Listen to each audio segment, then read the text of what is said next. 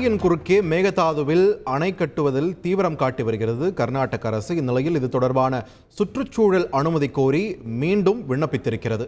இது தொடர்பான முக்கிய செய்தியை நாம் பார்த்து வருகிறோம். தொடர்ந்து கூடுதல் விவரங்களை வழங்குவதற்காக இணைகிறார் எமது செய்தியாளர் பாரதிராஜா. பாரதிராஜா, வணக்கம். தற்பொழுது மீண்டும் சுற்றுச்சூழல் அனுமதி கோரியிருக்கிறது கர்நாடக அரசு. தமிழகம் தரப்பிலிருந்து அடுத்த கட்ட நடவடிக்கை என்னவாக எதிர்பார்க்கலாம்? விரிவான தகவல்கள்.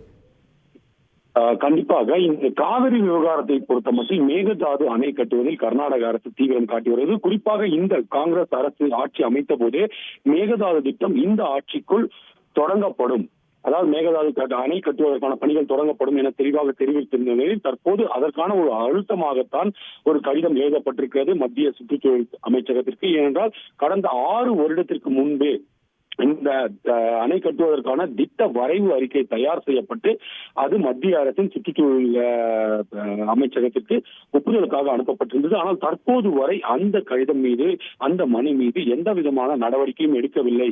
அதே போல இந்த விவகாரத்தை பொறுத்த மட்டும் தமிழ்நாட்டின் ஆலோசனை கேட்க வேண்டியதில்லை.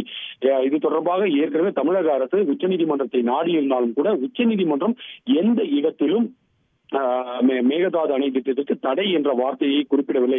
எனவே இந்த விவகாரம் தொடர்பாக மத்திய அரசு உடனடியாக முடிவெடுக்க வேண்டும் என அந்த கடிதத்தில் குறிப்பிட்டிருக்கிறது. அது மட்டுமல்ல, இந்த அணையால் ஏற்கனவே அளிக்கப்பட்டிருக்கும் தீர்ப்பு, அதாவது உச்சநீதிமன்றம் அளித்திருக்கும் இறுதி தீர்ப்பில் 177.25 TMC தண்ணீரை தமிழகத்திற்கு ஒவ்வொரு வருடமும் மாதம் விகிதாச்சார அடிப்படையில் வழங்க வேண்டும் என குறிப்பிட்டது. அந்த தீர்ப்புக்கு எந்த பாதிப்பும் ஏற்படாது, இவற்றையெல்லாம் கண்காணிக்க காவிரி மேலாண்மை ஆணையம் இருக்கிறது என்ற ஒரு விஷயத்தை எல்லாம் இந்த கடிதத்தில் குறிப்பிட்டு காட்டி இதற்கான ஒப்புதல், அதாவது ஏற்கனவே ப்ரீ ஃபீசிபிலிட்டி ரிப்போர்ட் என்று சொல்வார்கள், அணை கட்டுவதற்கான என்னென்ன பாசிபிலிட்டிஸ் இருக்கிறது என்பதை அறிந்து அதற்கான அறிக்கைகள் தயார் செய்யப்பட்டு கடந்த 1.5 வருடத்திற்கு முன்பு கூட இந்த வனப்பகுதிகள் பெரிய அளவில் பாதிக்கும் என்ற ஒரு குற்றச்சாட்டு இருந்தது. அவையெல்லாம் கணக்கிடப்பட்டது. அந்த அறிக்கை கூட தற்போது முழுமையாக கர்நாடக அரசுக்கு வனத்துறையானது சமர்ப்பிக்கப்படவில்லை.